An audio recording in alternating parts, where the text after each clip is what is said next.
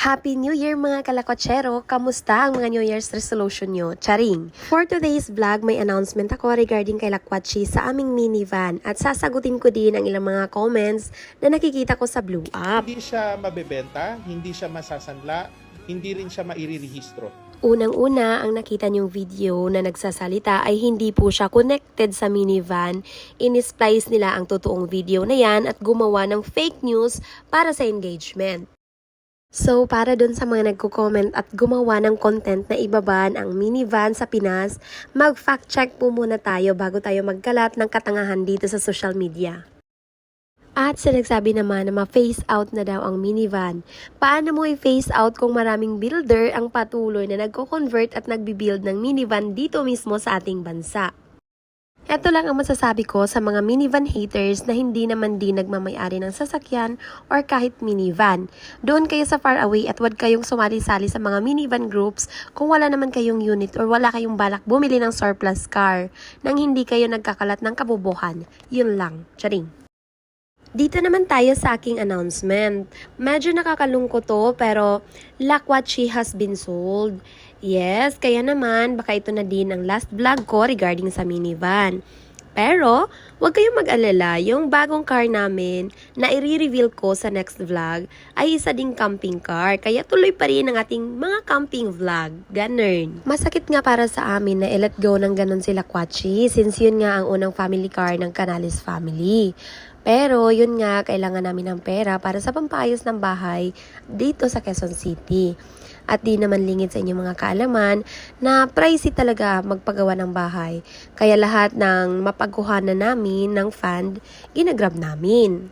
Binentahan nga kami ng sasakyan sa isa sa mga katrabaho ni Daddy at mangingibang bansa na sila.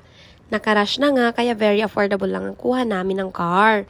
Mas malaki kay Lakwatsi, mas mura kaysa sa presyo ng pinagbentahan namin. Camping car din ito, yun nga lang, manual transmission. Pero syempre, ginrab na namin dahil maganda ang deal. May sasakyan na kami, may dagdag pa ng onte sa pampaayos namin ng bahay. Alam nyo na, alipin tayo ng salapi, charing. Kaya di natin pwedeng palampasin yung mga ganitong pagkakataon, di ba? Nilat go mo namin ang dream car ni Daddy, napalitan din naman agad ng mas malaki at syempre, mas maraming maisasakay. Sa mga hindi nakakaalam, mahilig po talaga kaming mag-asawa mag-guest ng mga bisita kahit maliit lang yung house namin. Kaya kahit sa mga lakwatsa naming pamilya, gusto naming isama din sila. Pero since minivan nga yung unang car namin, kaya di kami masyadong nakapagsama ng mga family or friends at syempre nakakaawa din naman na maliit na sasakyan at lalagyan natin ng maraming pasahero baka bumigay din agad, charing. Para din pala sa mga nag-message o nag-comment sa mga socials namin asking bakit binenta namin si Lakwatsi. Yun na po ang totoong reason. Kailangan namin ng funds, pampagawa ng bahay. At the same time, may nakita kaming magandang opportunity o pagkakataon. And para makapagsama na din kami ng mga kaibigan sa galaan, ika nga nila, mas marami, mas masaya. The more, the merrier, diba? Minsan talaga kailangan nating gumawa ng mga mabibigat na desisyon sa buhay para sa ikabubuti ng ating pamilya. Char, masyadong seryoso, di ba guys? Charing!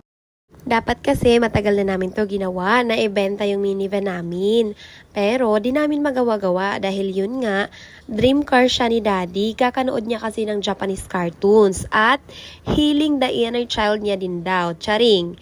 Isa pa, napamahal na din sa amin si Lakwatsi. May mga pagkakaibigan na nabuo sa minivan, especially sa BMX family. Kaya sobrang nahirapan kaming mag-let go. At yun nga, umabot kami ng 1 year bago nakapag-decide.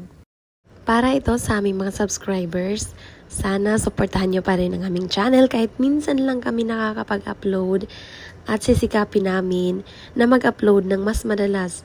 Pero kasi this past few weeks medyo maraming nangyari kaya nahirapan kami mag-update.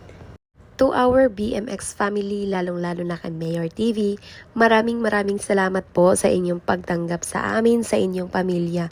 Maraming salamat din sa BMX family sa pagkakaibigan na nabuo kasama sila Lakwatsi. Kami man ay nalulungkot din na hindi na kami makakasali sa mga mini meetup, pero ganun pa man, sabi nga nila, when one door closes, another opens. Charing, walang connection, mema lang.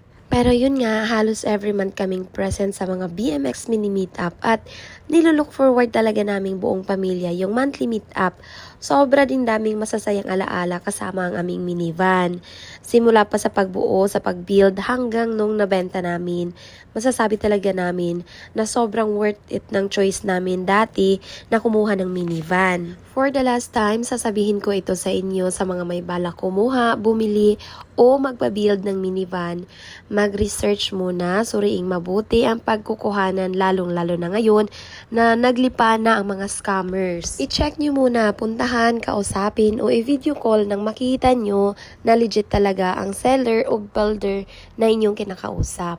O siya, hanggang sa susunod na kabanata ng ating mga buhay-buhay. Thank you for watching. I love you all. And paalam, lakwachi!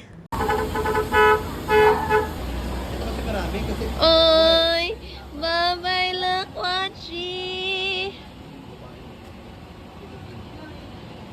Nakakaiyak. Wala lang matatagal.